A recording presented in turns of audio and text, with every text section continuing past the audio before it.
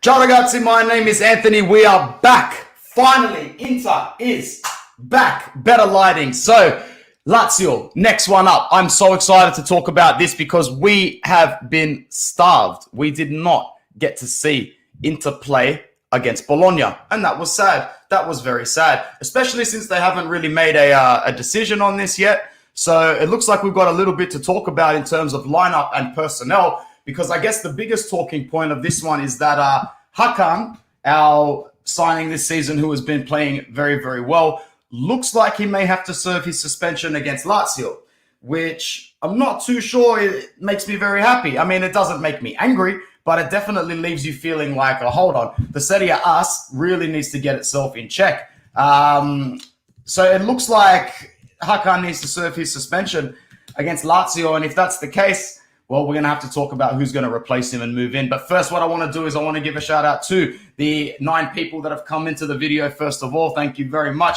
I'm just going to have to call you Bus. I can't pronounce your name. I'm so sorry. Bus is sore. Maybe I did it right there. But yeah, cross fingers, bro. I hope we get the win. Make sure you like and subscribe to the new channel. What's going on? Emiliano always in the house as well. So it's going to be a tough one. Lazio are no easy beats. We know that. We know that very well because they're the only team to beat Inter this calendar season in Serie A. That's right. I hope none of us have forgotten that we served a 3-1 to these guys in Rome, and it wasn't pretty because we were the better side for the first half, but we really lost our heads at the end of that game. Really lost our heads in the second half. We had the whole incident with Di Marco being on the floor. We had Lautaro firing up, and then Felipe Luis, the absolute wank stain that he is, jumping on Correa. To be honest, I think he's a little bit of an overrated player anyway. I've tuned in to watch him a few times this season, and I'm not impressed at all, really, with what I see. And I know he's on Inter's radar to an extent, but yeah, I wouldn't be too keen. Christian's in the house. He goes, I don't understand why Hakan should miss Lazio when his suspension is denoted to match day 20. Anyway, we move. 100%. I don't know if we've heard the last of this, though. I really don't think we've heard the last of this one. It just seems too easy for them to make that decision, and we know that Marotta's just a bit of a boss. What's going on to you, Chaik? Good to hear from you. Thanks for coming back in. So I know that I've spoken to a couple of Lazio fans, and they're not too confident. I know for a fact that they're very, very upset, even though they rescued the point at home in what was a very, very good 3-3 draw with Empoli. They know that it's more points dropped and it's just more inconsistency under Maurizio Sarri, who probably is not having the season that he wanted to so far, his debut season in the capital. But these things take time. He has a system that takes time. So Lotito's just going to have to be patient with him, very patient with him. But yeah, let me know who else is here. It's good to hear from you again, Emiliano. I hope we put 4 or 5 past them. I don't think we're going to be able to do that, but their defense does look poor. It looks shaky. And I think that we're in a position to take real advantage of this because we've got a bunch of very agile, fit players coming in who are very, very well rested. Not playing against Bologna was not good because I know it's nice to sometimes get that anxiety off not playing, but especially when the result wasn't given to us and they are talking about a postponement, that game is going to come at a real bad time of the season. Not just for us, for them as well. But anyway, focusing back on the fixture that comes up 6:40 a.m. tomorrow, my time, which is a nice, cozy evening kickoff for the majority of people that we know. Their recent league form has not been great. Lazio, they know that they're not going to make the top 4. And they're just pretty much fighting to finish the season in the Europa League spaces with a positive outlook on the future. But after having our last game suspended and knowing that Eden Dzeko, who had COVID, will now have served his duration of time that he needs to serve, he will be back as well. I wouldn't start him, but we've got such a good chance to take advantage of a depleted Lazio side here. The bro, Uncle Sharma's in the house. He goes, we have to score a minimum 3 goals against these guys with the fifth worst defense in the league. Yeah, facts. Without Acerbi against us too. Yeah, I read this morning that he suffered a pretty serious muscle injury and they need to actually do further tests on Acerbi. That was reported on the Lazio outlets that I follow. So that's a worry. That's a worry for them as well, because it's a worry for him a little bit personally. At 33 years old, these sort of injuries are the ones that let your employer know to not give you another contract. And it also really limits the other contracts that'll be on the table in the future. Emiliano says, I think Barella is going to score and have a very good game. I would have to agree. I would have to agree to an extent. However, they haven't played in a while now. So this is our first game back. Are we going to look a little rusty? Will Lazio have a little bit more fluidity, especially at the start of the first half? You know, I could see a possibility where we concede the first goal in this game. I really do. I see that as a possibility. But in terms of longevity, in terms of carrying this game out, and in terms of actually getting the goddamn job done, I really think we can get the job done tomorrow. I'm banking on it. I need some of this happiness, man. And I think Inter's going to deliver. I think Inter is a ray of sunlight at the moment, and that's really weird to say. But thank you to the double digits that are here now. We've got 12 people tuned into worldwide. Lovely to see some of them coming in on the new account as well. I'm sure we'll get it growing to a respectable amount in no time. Team news for us, as I said, there's not much to talk about for us because we're fit. We are fit and ready to go. We'll likely be without Satriano and Cordaz, two players that don't play for Inter. I shouldn't say that. That's mean. They play for Inter, but, they don't play on the pitch. But in addition to that, we've got the Hakan suspension. It is important to note, though, that Lautaro Martinez is on his 4th yellow card. Lautaro Martinez cannot get a yellow card in this game because he would then miss bada bim, bada boom, ba, ba, ba, ba. Lautaro Martinez would miss Atalanta. We don't want that. So maybe Lautaro picks up the 5th yellow against Atalanta and misses Venezia. I don't think if you get yellow cards in Serie A, they translate to the Coppa or the Super Coppa, even though they're all domestic leagues. I'm 99% sure that they don't translate across. So correct me if I'm wrong. If Lautaro was to get a yellow card in this fixture, it's not like he'd miss the Super Coppa final against Juve, which is coming up exceptionally soon. Don't sleep on that. That one is actually coming up very, very soon. Lineups for us. Handanovic will start in goal, obviously. Back three is fit and doesn't need changing. But I think that we might see a change at wingback. Just call me crazy, but I think we might see Matty Dams make his way back into this lineup. Maybe he comes off the bench. I don't know. But we've got 3 fixtures in 6 days now. 3 fixtures in 7 days, sorry. 3 fixtures in 7 days, basically. And we need to come out of it with the Super Coppa trophy, and we also need to come out of it with 4 points minimum in Serie A. That's what I want. If we can get out of this fixture list, the next 3 games, with 4 domestic points and the Super Coppa, that would be great. If we get 6, fantastic. If we get 6 points and don't get the Super Coppa, I'll still be a little shitty because, it's really time for us to get to put a trophy on the board, I think. Just reading any other team news. No, there really isn't, guys. So let me know what you guys are thinking prediction-wise in this game. Once again, I think that we can get the job done. I really, really do. It would be very disappointing if we didn't. Just for the sake of knowing that we wouldn't get a win over Lazio at all in the competition season, which, isn't good. You don't want that. But also, it's another great chance to stamp our foot on Serie A. It's a tough game for us. It's not an easy game for us. But these are the games that you still have to win against the teams that are poorer than yourself, against the teams that this Lazio is so beatable. They're so beatable, like everybody's saying. The defense is absolutely horrendous. Absolutely horrendous. There's no ifs, ands, or buts about it. So I'm looking at what else should be in our lineup. Midfield-wise, Dumfries, Barella, Brozovic, Vidal, and Perisic, all expected to get the nod. And that's where it gets interesting up top with Alexis Sanchez and Lautaro Martinez.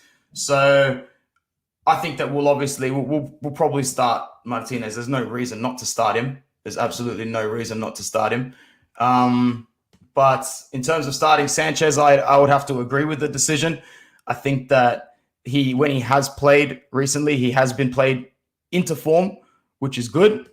He had that little episode where he whinged for a little bit and put up that Instagram post or whatever it was. But hey, when he's been asked to do his job, he has done his job, and he's just so creative.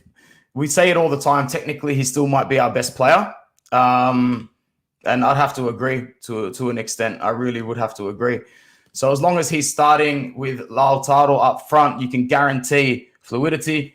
You can guarantee some real difficult runs and some real difficult ways that they're going to carry what's going to be a very, very poor Lazio defense, as we keep saying. They'll start with Strakosha in goals. And sorry, I can't get the lineups on the screen. I'm having some technological difficulties this morning, but we're here and I'm sure everyone can hear me fine, which is all that counts. So Luis Felipe is expected to start. Oh, Tuco's going to score against him. If Tuco's fit, let me hear anybody in the chat that would put their hand up and start Correa in this one. Start Correa next to Martinez. Emiliano is asking if Correa is back. I think he is. I thought he was back for Bologna, but we just weren't going to risk him. We were going to put him on the bench. He was definitely on the bench for Bologna. So I'm not 100% sure how fit he is, whether like number-wise, whether he's at 80% or 90%, but I think I read that he was at about 75% last week. So he should be better. He should be very, very ready to go. Maybe you don't start him as a precaution and you don't play him until he knows that his legs will take him the rest of the way. But anyway, Marusic, Radu, and Hazu make up the rest of the back four. Not good.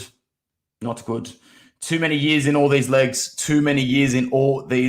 And, when we advance the ball up in midfield, the only thing that, Milinkovic-Savic is going to have to be put on Barella, in my opinion, because he can't push forward to Mark Brozovic. He cannot push forward to Mark Brozovic. Imagine the sort of gap and the sort of space that would leave for the likes of Basic and Cataldi in midfield. That would be an absolute festa. That would be a festa for the Resta. Vidal and Barella would chop them off. Oh, God, we have to win this game. The only way we are going to have any trouble is if they somehow get a good counter-attack going and Felipe Anderson, Immobile, and Pedro, who has been awesome this season, get something against us. That's what I'm saying. Like, they could get something early. I don't think they will get anything early, but last time we played them, obviously, we scored the early goal. We got the penalty. Perisic slotted it away nicely. But after that, it was chaos. It was absolute chaos from the get-go. And I don't want it to be anywhere near like that again. I want this to be one of those catalytic performances like we saw at this stage last season against sides like Lazio. Against Lazio, 3-1. I remember. We need those catalytic games to come in the next 3 to 4 match days, and they will work as the propeller towards the title. At this stage, it's all about momentum. And for all the shit they cop, for all the flack they cop, and for all the injuries they've had this season, Milan are doing an exceptional job of going toe-to-toe. So we need to step it up, because if we drop some points in the next 4 to 5 games, then the doubts might start to seep in. Now, the game against Bologna being suspended means it's probably going to come at some point in the back end of February, maybe early March. There is no good time to play that game. The good time was 3 days ago. Yo, what's up, Chris? Thanks for joining in. Hey, everyone. Alexis Sanchez is starting. I hope so. From what we see, Alexis is starting. And to be honest, I hope he is as well, because he has been played into form as of late. And it would be unfair to bench him now when, Correa might still not be at 100%. Eden Dzeko just coming off COVID as well. Also, you can guarantee that Sanchez was going to start against Bologna. So maybe you sort of owe him that start still. Unless there's a really good tactical reason not to. And for this game, there's not. There also aren't that many points that separate Lazio and Bologna on the ladder. Okay? So we're working with I'm not going to say that it's going to be as easy as playing Bologna. Remember, we beat Bologna 6-1 last time, albeit at the San Siro. But when you look at this side, this Lazio side, there is no reason why our boys should not run them over. We've got legs in the bench players as well, which is something important to talk about. with Vidal starting, unless there's some sort of Houdini Gagliardini act somewhere in there. Vidal was starting against Bologna, so he'll want his start as well. Don't piss off the Chileans, you know what I mean? When they want their start, they want their start. What's up, Jono, my brother? We have matured as a team. I expect a clinical performance from us, an easy 3-1, hopefully. And Marvel Lawson always back. Let's hope for a good game tomorrow. Yeah, I'm confident we'll see a good performance from the boys. I hope it's not one of those games where you walk off the pitch going, oh, what if? Like, the good thing is that we're so focused and amped on this Scudetto. It's not like we're already thinking about the Supercoppa game. The Supercoppa game is its own thing. And with the way football is at the moment, you know, a trophy is very important, very, very important to win. But what really matters is keeping the momentum going in the league. And if someone offered me 3 points against Lazio with a chance that we don't win the Supercoppa, of course I'd take it, even if it was 50-50, even if it was like 40-60, to be honest. The 3 points in that second star is all that matters to this club at the moment. And I'm glad that we are behaving in a manner that sort of reflects that, but I need to see a little bit more. I'm still one of the more pessimistic ones out there, but the good news is that that evidence and that proof is right around the corner. We have such a tough month coming up. Straight after this game, Supercoppa, Atalanta, Empoli in the Coppa Italia. Empoli is probably one of the worst sides you could draw in that Coppa Italia. They're looking at that round of 16 Coppa Italia going, we can really make a run in this. So they should. They're damn good this season. Damn good. Then we've got a home game against Venice, which is like 3 compulsory points. 3 compulsory points because, what do you call it? You win that game, then you get a big break. You get another break. From the 23rd of January, we get 2 weeks off before we play Milan. I have no idea why. I have no idea why they have put that there. Am I missing something? Is there like some sort of holiday or something then? It's not European football and it's not Coppa.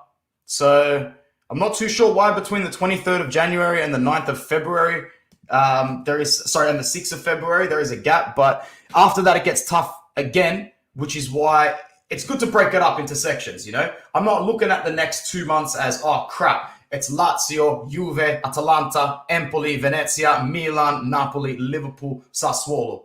You know, you can't look at it like that, but you can look at it like this.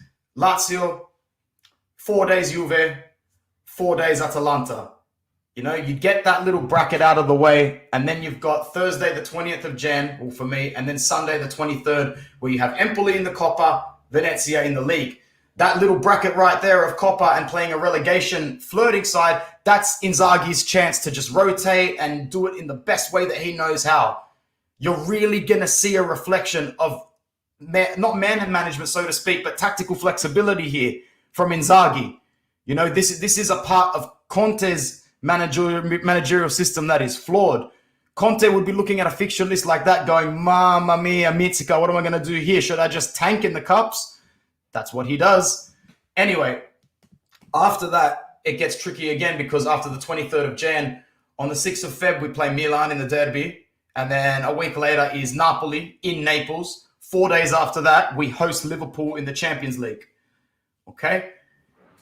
You get through February, still flirting, still within the Scudetto hunt. Whether we're ahead by 4, ahead by 1, down by 1, you get through February with Milan or above Milan or even -1, whatever. I really don't care. You get there and we're there. It's not about putting a +7 gap here or anything like that at the moment because you're going to have to start expecting that the teams that are in the run with you don't drop points. Just as a reflex frame of mind, we're going into match day 21. This is not match day 10 anymore. It's not match day 11. The next 2 months or so are really going to reflect who is going to be there at the end of the season. So if they stay with you, expect them to stay with you till the end. I didn't expect them to stick with it last season, but they did. They really did to a degree, obviously. But it's going to be tough, but we've got the rotation to do it. Vidal's coming in there hungry for a big game. I want to see Vidal absolutely scream this game. I really do. I want this to be a boss game, a flex game. And I know everybody's hoping for the same thing. Chris says, I think it will be an easy win. The first match was a much lower level for us with the new coach, new players. Lazio was super jacked up for that first match also because Inzaghi especially and Correa too. Yeah, Correa was a bit of a it was a late signing, not super late, but still late to an extent. And yeah, the Correa thing was pretty hype at the time. I just remember that Luis Felipe grub moment at the end. I know they're friends in real life, but I reckon there's a big chance for revenge here. This is Emiliano said it well. That is a champions calendar. We shouldn't fear anyone. I think this is the South American international game. Okay, South American international games. Sanchez and Vidal, I'm pretty sure, are banned for their next 3 international games, which means they actually missed that break. There's something else that favors us. Things are going in our direction. Like we can't drop this ball. We can't drop this ball. It'd be silly for me to sit here now and say and be completely pessimistic about it because Inzaghi also wants this more than anything. I think I said in another video, he wants this more than he wants another kid. Like this is his trophy to win. This is the one that puts him on the map. I know he's won a Coppa. He's won a Coppa Italia and the Super Coppa, right? That's what he's won. Or has he won 2 Coppa Italias? Maybe someone will have to check me on that one. I can't remember off the top of my head, but this is his next trophy, and he knows it. He came here to win this trophy. He didn't want to leave Lazio. I don't think he planned to leave Lazio. But when this job came knocking, he knew. When Marotta called him, he knew he's like, you want to go from flirting with a top 4 in a Coppa Italia to winning a Scudetto? You do this and you do this now. I love his passion. And the fact that we are also negotiating a contract extension with the brother, I'm very happy about that as well. So yeah, good times lie ahead, provided we sort ourselves out on the pitch throughout January and February. It's not like other teams don't have to play just as many games. They do, except Milan. But still, I'm not gonna let us use that as an excuse. They played well against Roma, although Roma played crap against them the same way Roma played crap against us. So I think by grabbing 3 points here against Lazio, we move into the Atalanta game with a lot of confidence because that is going to be a mission. Like I'm just right off the bat right now, I'm not expecting 3 points in Bergamo. Coming out of Bergamo with a draw, I'm not going to flinch at that at all. But you got to get 3 points in this one then. Out of the games that are coming up, I would say that the one in Bergamo and the one in Naples are the only ones that I look at going, they're tough to the point where I don't expect to win. I expect the Super Coppa because we're better than Juventus. I expect to beat Lazio because we're better. I expect to beat Milan in the next derby because I think man for man we're better. I know Milan are fantastic at the moment, coasting on their motivation and coasting on the fact that they've got a chance to win that next Scudetto, but that's them coming up against other teams in the league. When they come up against us next time, we were better in the first derby. All the level-headed Milan fans I know have said that. But form still goes out the window and pride is everything. And if it's neck and neck between us and Milan at that point in time, we need to go into that game knowing that we can stretch the gap if we need to. It's going to be a monster next couple of months. I can't believe how excited I am and not anxious for it. It's weird. Very weird. Maybe it's because this team and this coach and this club in general have proven to me and to many others over the last few months that if you can weather the media storm and the shit show that we did after winning the title, if you can weather the whole Suning drama, then you'll be sweet. You'll be fine at the moment. You get that Marotta and Ausilio and the other board members, contracts sorted on the ASAP, which is probably something that Steven Zhang is here in Milan for at the moment after he's been vacating in LA or doing business in America or whatever it is super rich people do while the rest of us stay home, even during lockdowns and a pandemic. No matter what he's here for, there's definitely movement with many things. And I think the contract situation with the directors is one of them. There's 16 people here with me now, which is very, very nice. I really appreciate it. So with Marotta and Ausilio running the show, with the majority of our contracts sorted, once you sort Brozovic, I feel like he's a pillar. That contract is a pillar for the other contracts around him. Whereas Barella is an automatic renewal. We knew that was going to happen. The guy's an Inter fan from birth. He's going to stay with us until I reckon he stays with us until until he sees that we can't offer him the sort of success, because this guy loves to win. The only way he leaves Inter is if the club is going down. So if we can maintain our integrity and our top shelf performances, Barella's probably a player almost for life, in my opinion. Well, he can be. Brozovic is the one where you get his contract sorted for the next 3 seasons. Perisic negotiations become so much easier. The Skriniar negotiations move like clockwork. Hell, you might even get De Vrij to put pen to paper on another 2 years, 3 years, and make sure that if we do lose him, we're getting double-digit mils and he doesn't lose for free, because we are doing well and Marotta is a boss, but Mino Raiola plays a different game of life and football agency in which he writes the rules and shifts the goalposts on every single deal. You can't beat a man like Mino Raiola. He's a self-established Satan. So if the situation with De Vrij is that he doesn't want to renew with, it's not that he doesn't want to, Inter's not going to renew for the sort of wages that a Raiola client at this point in his career is asking.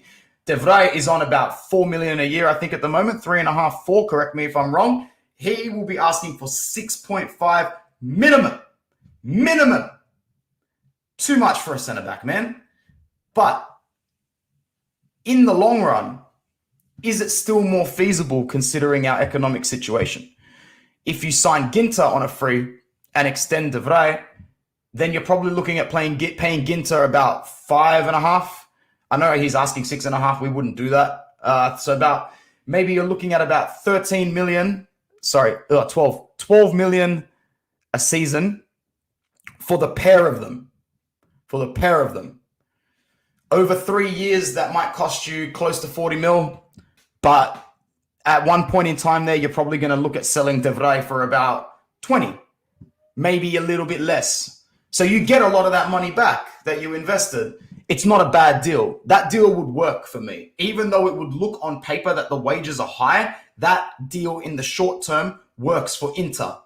What doesn't work for Inter is letting De Vrij go for free and signing Ginter, and then Ginter's agent and stuff like that saying, well, you've got the cap space now. Our agent is asking for 7 million over 4 years, because then you're paying 38 million, close to 40 million for one of them with no resale for the De Vrij at all, because he's already walked out the door.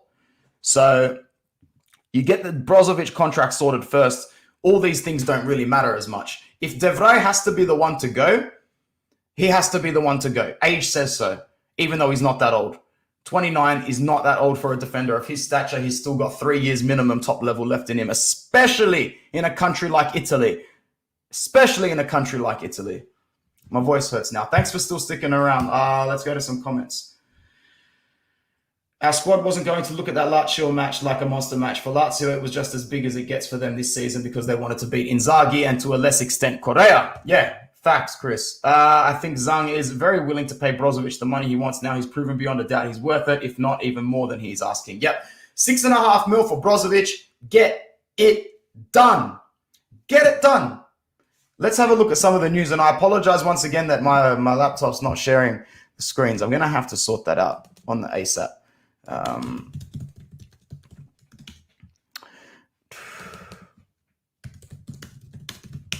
So in terms of other news that's come out, because I haven't checked in about, 10 hours? It's been a busy morning. So yeah, Eden Dzeko's obviously been cleared by the medical staff. That's fine. Have I been calling him Felipe Luis all video when I should have been calling him Luis Felipe? That's an honest mistake, guys. Don't criticize me on that one. Zhang is at Appiano Gentile, so we know that he is here.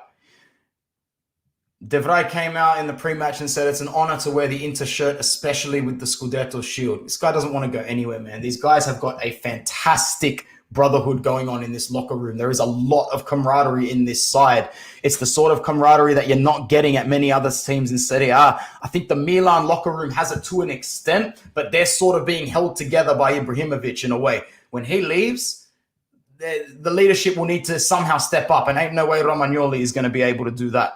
So Inter, as I've said before, a locker room full of captains. And if we were to sign Matthias Ginter, he's the captain of Mönchengladbach, another captain. So more leaders. And we as long as we can keep generating a locker room of leaders, which clearly seems to be the direction we are taking, it's so refreshing in the last 2 years or so to be linked with transfer targets that make sense. Because how many years did we put up with BS transfer targets? With BS transfers that made no sense on a technical, tactical, financial level. We are making these moves and they're very, very good ones. So in terms of Ginter coming in, it obviously won't be in January, but if we can agree something for him, oh man, wouldn't that be absolutely fantastic for next season? Morning to my friend Tim. I cannot wait for this game either. Just talking, I'm glad I did this video because I am so excited, man, to wake up and watch this game. If we pull off a win tomorrow, I will be buzzing through the streets. If we pull off a win tomorrow, especially if it's a big, comfortable W. Big win. Let's talk a little bit, and if you guys are getting bored of me, just, stop dropping the comments and I'll phase my way out. But I wanted to talk about Julian Alvarez, a striker who has scored, 18 goals in 21 games for River Plate. He's hot property at the moment. And I wasn't paying that much attention to this up until a couple of days ago when it said that he was going to Man United. That's when I knew there was a chance we were going to sign him, because there's no way he's going to Man United. And I thought, wow, if that's the headline on the Daily Mail, if that's the headline on the Sun and the Guardian, well, most likely he's going nowhere near Man United. Also, where's he going to get into that team? He's banging in goals left, right, and center. What, is he going to come in to be the fifth choice attacker behind Rashford, Greenwood, Cavani, and Cristiano Ronaldo? I don't think so. And that club is in the pits anyway. Chris is dying for Alvarez, bruv. I'm very excited if he was to come in. I don't want to say anything because I don't know how the transfers are working at the moment. I don't think Inter's got the capacity to sign anybody for a lot of M's. And this has to be an outright transfer, does it not? It's not like he's going to come on loan. So obviously I've seen him play. I haven't watched a full River Plate game. In fact, I haven't watched a full-length Argentine league game probably for a good maybe 4 or 5 years. But I've seen a lot of his highlights. I've seen a lot of his broken down highlights, a lot of his tactical analyses that people have done. And he looks strong. He looks beefed up, but he's not beefed up. It's hard to explain. The guy's tenacious as hell. Sharma said this really well in his video. He looks more ready for a club like Inter than Lautaro did when we pitched him from Racing. He looks more ready. And I think that's true. He would be the great next step after Eden Dzeko. If he's willing to come in next season and share the starting role with Eden based on Eden's physicality, fatigue, which we know he'll need. Dzeko's doing great this season, and he'll do great for the rest of the season. I expect Dzeko to drop off by about 8 to 10 games next season.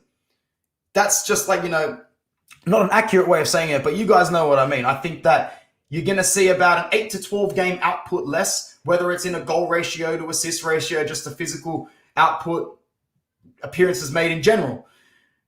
He needs to be the investment.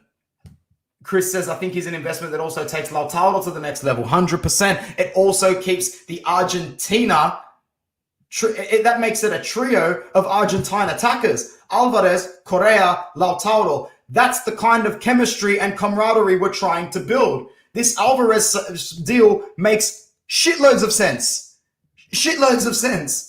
It makes more sense than entertaining the idea of 35 or 40 million for Scamacca. And I'm not throwing shade on Scamacca. I think Scamacca's a great attacker, and whoever gets him is very lucky. But if you're telling me that we can get Alvarez for 20, 25 instead of 40 for Scamacca, that's an easy pick for me. Easy pick. Alvarez's contract is down and out in December this year, which makes the deal much easier to negotiate because it shifts a lot of the power over to the player.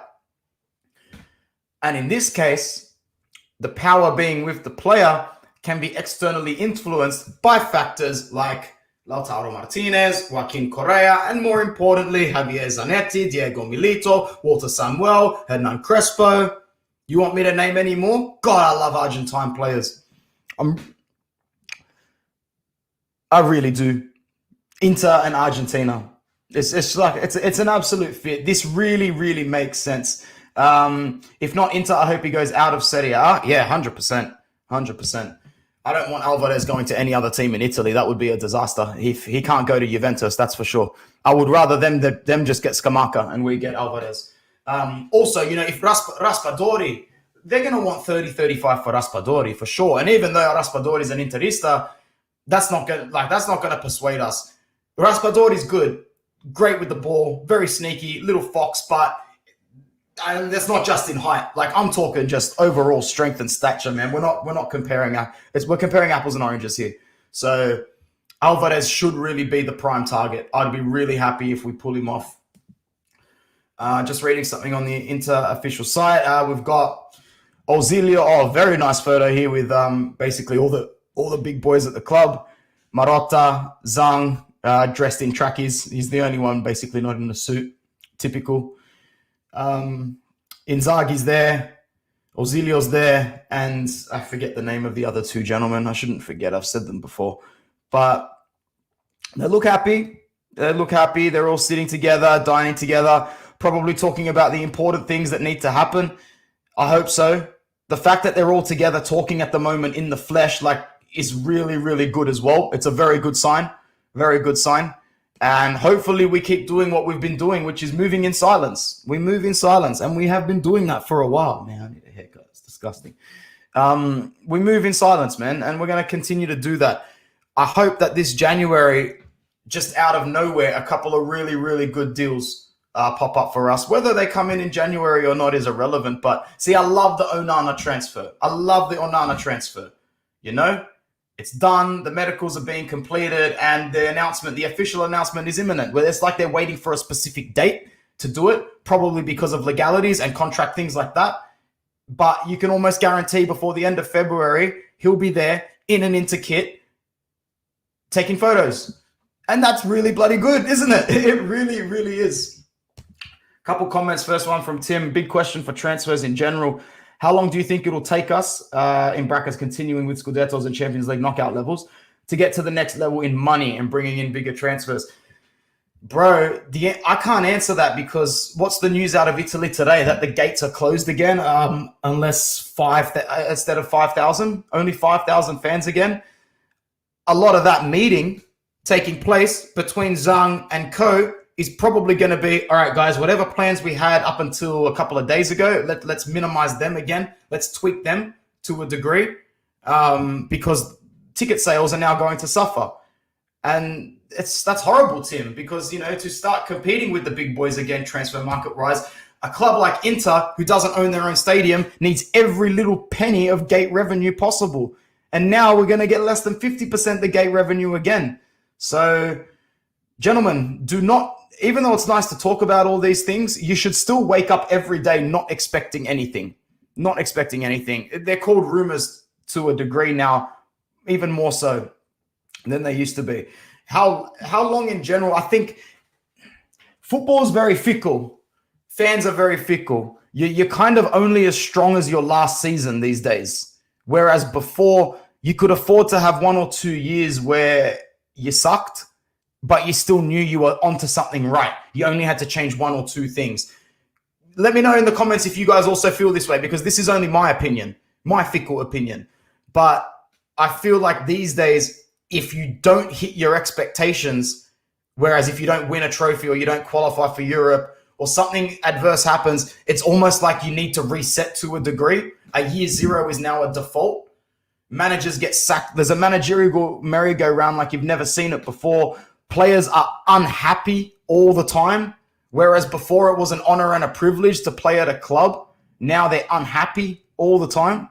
I guess so in more clubs than others, more leagues than others, but I think that, and this is what I'm getting at, you got to keep having strong seasons. You got to keep having strong seasons that at least show expectations that you're going in the right direction. Now, for us, our expectation is to keep winning the league or challenging bare minimum up until the last couple of match days, win a Coppa, stay competitive as possible, show that we're still the best or at the very least second best team in Italy. That way we can go to Europe and try and flex our muscles a bit. Maybe you make the quarterfinals, maybe you don't. Tim, maybe we pull off a miracle and get past Liverpool and get to the quarters. You want to talk about competing and announcing yourself again? Beat Liverpool in the Champions League, bro. Beat Liverpool in the Champions League. Win the Supercoppa and win the Scudetto again. I think winning back-to-back league titles really does put you on a different pedestal than winning the one title. Any team can win a title. I hate to say that, but it's true. Leicester City won a title. Hell, man, Lille won the title last season and they're coming 8th in France. 8th. They knocked off PSG, for God's sake. Now they're 8th. You can win a league anywhere in the world if you have a good season. Can you back it up and keep it going? The consistency is what will get you there. If this team can win the league this season and then next season be in pot A for the Champions League again, I think we'll go into next season trying to make the level up. To make a long story short, Tim, I reckon we're 2 to 3 years away from being in a position where we can flex with bigger boys on the pitch. Economically, I don't think we're in the same park as Manchester City, Paris, and a lot of the English clubs in general. And that's not up to us at the end of the day. We're being held back by Serie A in that degree, and we're not playing the same game. I had a really good chat with Adrian Del Monte from beIN Sports about all this. And he reiterated that the league in Italy is just falling behind the La Liga and the Bundesliga at a rapid rate, let alone the EPL. Thank you to the 19 people that are with me at the moment. We've gotten up to 19 in this video, which is very, very nice to have live viewers on the new Inter Worldwide channel. It shows me that we'll just keep this thing going. Chris says, if Alvarez explodes, he could be worth 100 million in no time. This is a Marotta investment waiting to happen, you know? And in these days, you don't pay shit up front. You do, but you don't. This is the sort of thing where you give them 10. You give them 10 up front, 5 next year, 5 the year after that. And you know what? Maybe you even send a couple of academy players out at some point. I don't know, but Chris, you're onto it, bro. The same way I've come around to it, especially in the last 24. The last 24 hours, I've come around to this thinking it makes more sense than it doesn't. Therefore, I'm willing to believe that there's substance to this. Now that I think that, watch him put pen to paper with a club tomorrow. That's not us, but still. I've already seen a new year market values for Dumfries at 30 to 40 million now. Beppe. Ballin' Beppe, baby. But hey, PSV Eindhoven captain, Christopher. PSV Eindhoven captain. This team of leaders that we've got going, this is great transfer business from Beppe and from Ozilio. He's grown a lot under Marotta's guidance. Just don't forget, there's still a few Juve fans in the world that like to spin this narrative that Marotta giving big contracts to a few players are the reason they're in this mess. I acknowledge Marotta gave a couple of big contracts to players that probably weren't deserving of it. But then again, those players were handpicked by Allegri, and Marotta was only working with the funds that he had at the time. Hey, Agnelli, this player wants this. Give it to him. We've got plenty of money. Pandemic hits, bada bing, bada boom. But Marotta was here before that. So at the end of the day, when I hear Juve fans say things like, oh, you know, you guys put Marotta up here, but look at what he did with us with his contracts. Man, please. That guy got out when he knew the going was good. What's going on to Gerald? It's good to have you, man. Always good to have you. I hope you and your loved ones are well. Thanks for always tuning in and stick around with us while we continue to grow. M9 Gal, a few comments in this stream, and I haven't seen you here before unless I'm mistaken. Let me know where you're coming in from, man. I think Alvarez is the best replacement for Sanchez rather than Raspadori. 100%, but he's also got that physical strength and that hold-up play that Edin Dzeko has. Like, overall, this is the best guy of the bunch to pick. He's like a mix of Scamacca and Raspadori's qualities in theory, but doesn't necessarily play like either of them on the pitch, if that makes sense. He's a good player. And now that I'm more jacked to see him play, let's have a look at when they play next.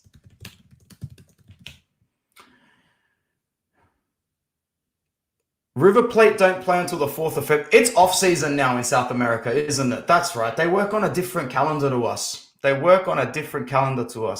So he's not playing for a while. They've played their, they played their first phase and second phase of the season. already. And River Plate finished on top. It looks 54 points. I hadn't checked that in a while. So overall, guys, if we were to get him, he would be the ideal pick. He would really be the ideal pick. What's going on too, Sadiq? Tomorrow will be very tough. Watch out for their counterattacks. I'm new to you. Where are you from? Brother, if you are new to us, welcome. It is a pleasure to welcome you to Inter Worldwide. Make sure you subscribe, my friend, to this channel. Subscribe to my other channel, Football Worldwide, where I do more other stuff as well. And subscribe to my friend Uncle Sharma's channel as well. Plenty of Inter content as well. I'm from Sydney, Australia. You let me know where you're from, my man. Chris says, and by the way, Sadiq, I said that in the start of the video, the only way we are going to suffer in this game is a counterattack, and we're basically Felipe Anderson, Pedro, and Immobile can get us on the counter. Hopefully Luis Alberto doesn't play. Look at Man U, second 1 billion squad in history, and they can't even, yeah, bro, it's horrible. It's absolutely horrible. Clubs need an identity, Chris, man. It all stems from the top. The head, the fish rots from the head, man. And you think they're going down the right direction by sacking Ed Woodward, their horrible accountant of a director, but I'm reading that they've just brought in another accountant. There's nothing footballing about this move. Who knows? I'll talk more about Man United on my other platform, man. I'm going to start talking about Man United a bit more on Football Worldwide because not a day goes by where there's not a good, juicy story about them. Gerald says, Hakan, Skriniar, De Vrij, Bastoni, Dumfries, Barella, Brozo, Vidal, Perisic, Sanchez, Lautaro. Yep, that's the lineup. That's the expected lineup. That should be enough to run through Lazio. God, Perisic is having a good season. Don't be surprised if he is probably one of our best on the pitch tomorrow as well. At his level of fitness, he's probably raring to go. Raring to go tomorrow. Arion, good to see you, man. If you're new, make sure you like and subscribe, my friend. We will increase our incomes a lot when the stadium is done, so we will have to wait at least 5 years to be able to compete with the big teams when it comes to money. But now Marotta is excellent. Yep, 100%. Well said. I couldn't have said it better myself. Marotta, what a man to be able to work with. We're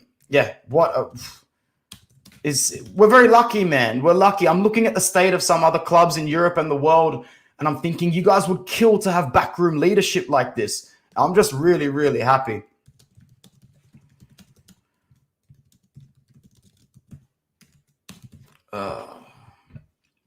That's pretty much it for the news. Pretty much it, guys. So if there's anything else that I need to talk about or you guys want to discuss, drop it in the comments and we'll have a little bit of a chat about that. But with kickoff only about 21 hours away, I am ready to go.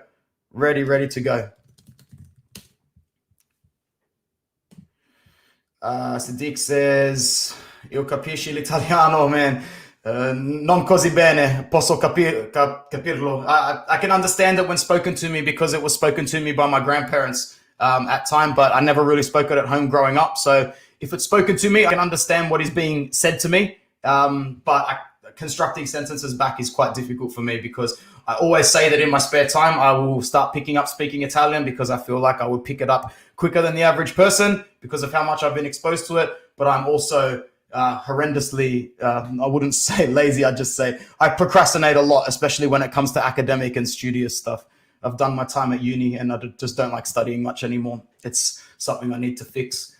Arian coming in, Ramsey, Rabiot, and the others who are really ruining Juve were signed by Paratici, so it isn't even Marotta's fault. Yeah, but don't forget, Marotta gave an extra $2.5 million to Khedira or some sort of narrative, and that must have trickled a domino effect where they basically screwed their model into the ground.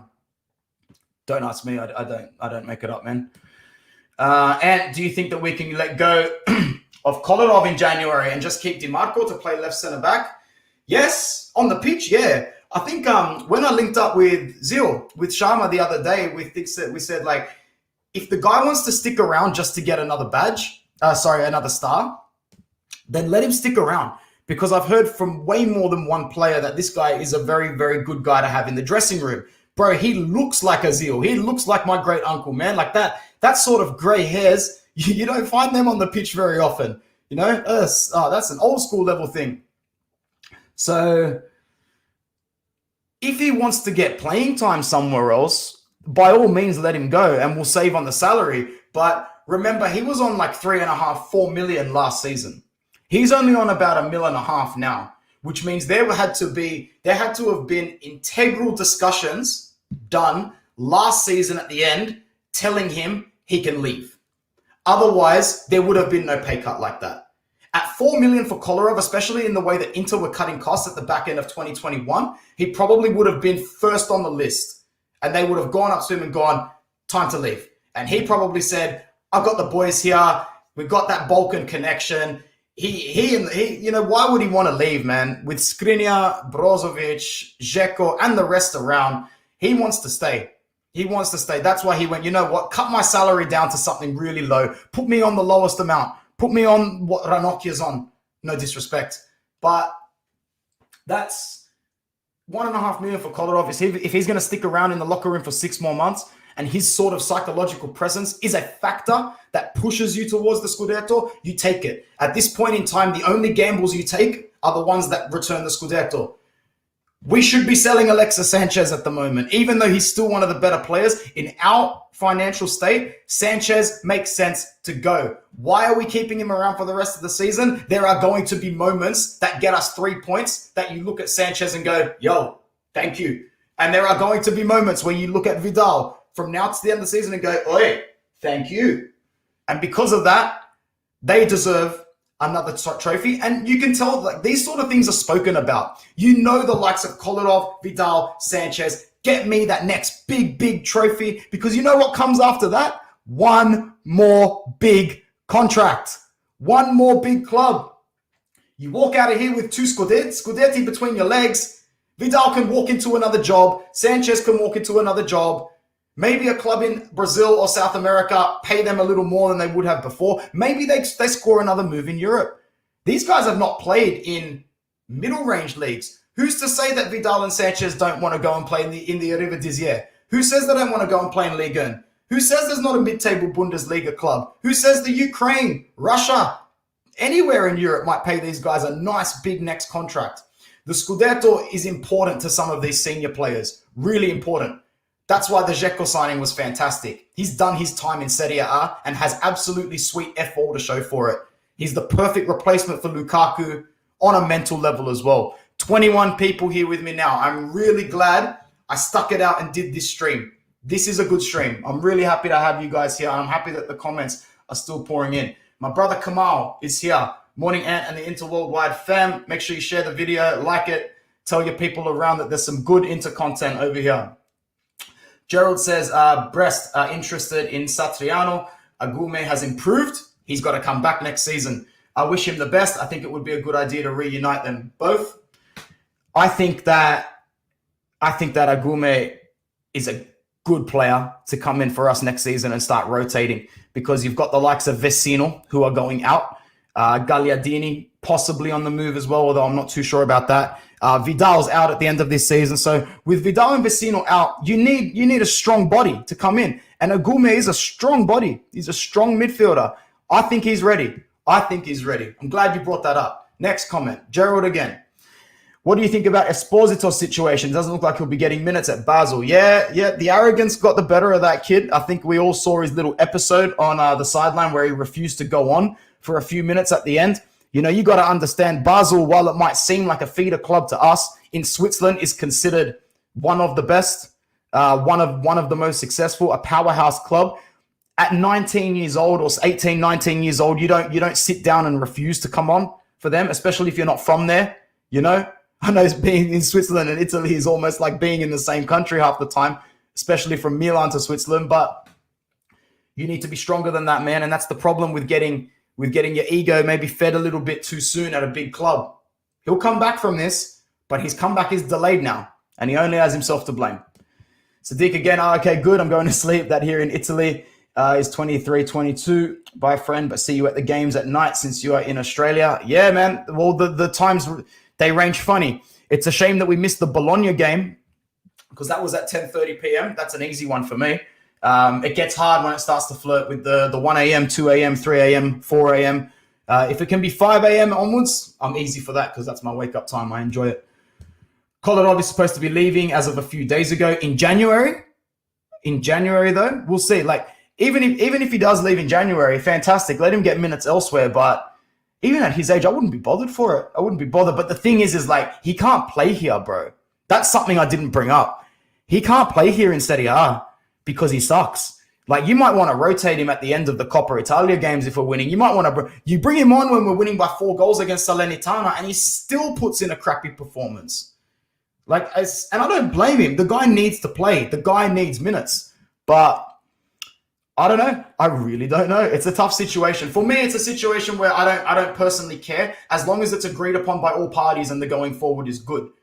You know, if him leaving ticks off Kolarov and ticks off a few men in the locker room, you keep him around. You pay him the rest of the $700K that's on his contract for the rest of the year. You just do it. Satriano is supposed to be heading to Brest with Abgume. Yep, so reuniting them might be a good idea. But yeah, we'll see what happens. Guys, it's been a while since I've gone 55 minutes just by myself, and I have you guys to thank for it. So thank you very, very much. Make sure you check out SerieAfantasy.com as well, and check out the link in the description with our code to play Serie A Fantasy. I was going to share my screen, but once again, it's just not working. So I'll be touching up my team there and putting the link in the description. Thank you to everybody who came along. It was really, really good to see those numbers coming back in. So from all of us here at Inter Worldwide, onward to 3 points against Lazio tomorrow. Forza Inter. Ciao.